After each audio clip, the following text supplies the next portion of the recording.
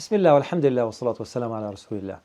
So far in this series, we have covered several categories of actions related to the prayer.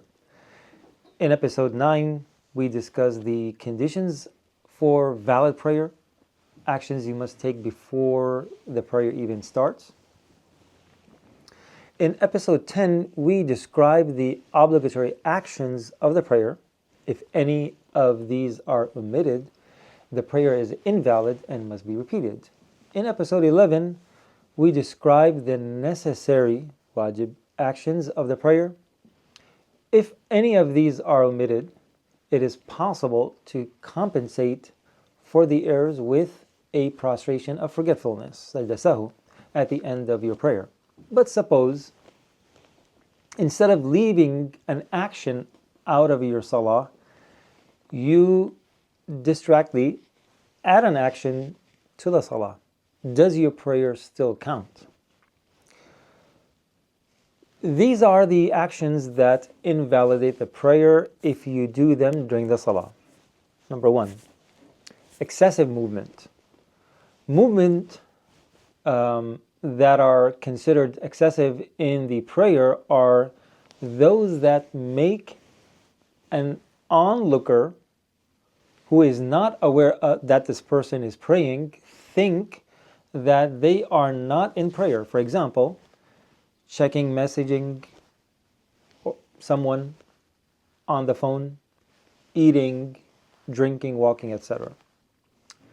Number 2, speaking even if it's a letter that one conveys a meaning, knowingly or unknowingly. For example, saying, oh, ah. Number 3, moaning by saying ah or the like, or crying out loud out of pain. However, if it's out of remembrance of Allah subhanahu wa ta'ala and heaven and hell, or pain that is unbearable, it does not affect the prayer. Number 4, coughing without need. Number 5, moving the chest completely away from the direction of the qibla without necessity. Number 6, reciting by looking at the Quran, at the Mus'haf, even for Taraweeh, according to the Hanafi school. Other schools conditionally allow it. Number 7, making a great error in the recitation, great mistake in the recitation of the Quran that grossly changes the meaning. As we mentioned at the end of the last episode, if someone forgets to make the sajda sahu before saying salams, then he can still make the sajda sahu as long as he has not yet done any of the invalidating actions we just mentioned.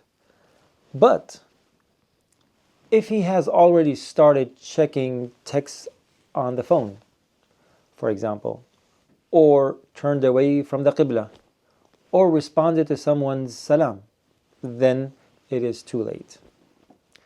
It's too late to do sajda sahu, and the whole prayer has to be repeated.